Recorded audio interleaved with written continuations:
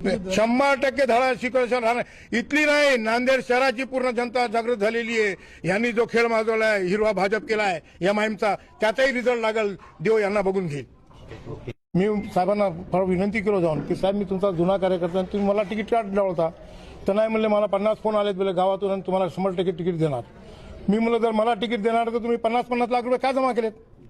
तुम्ही सगळ्यांकडून 50-50 लाख रुपये घेतलेत, आम्हाला सांगायचं होतं। आम्ही पैशांना कमजोर पडलो म्हणून त्यांनी आम्हाला तिकीट कापलं।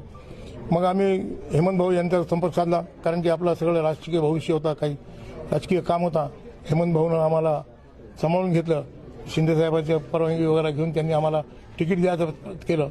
परंतु इथला जो भाजपचा नगरसेवक आहे त्याचं कसं होतं की मला माझ्याशिवाय कोणी निवडून येऊ शकत नाही, तर मी मुद्दाम ड मधून न उभं राहता मी माझ्या मुलाला ओबीसी मधून उभं केलो, तरी त्यानं ओबीसीचं आमचं ऑब्जेक्शन घेतलं।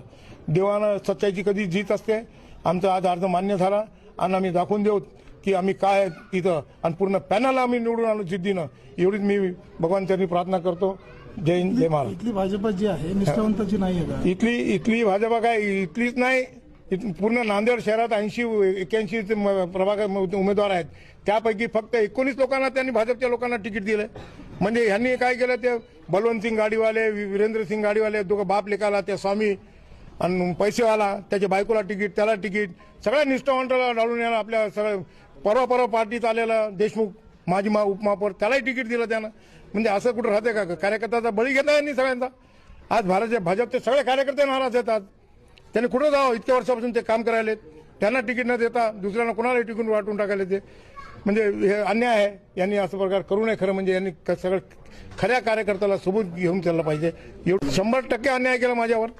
त्यांच्यासोबत काँग्रेसमधून निवडून आल्यानंतर त्यावेळेस 17ला भाजपची लाट असताना आम्ही काँग्रेसकडून 1800 मताची लीडनं मी निवडून आलो, आणि माझ्यासोबत करण खालसाचे मम्मी सुद्धा निवडून आले तिथून, फक्त 2 मुसलमानाचे पडले।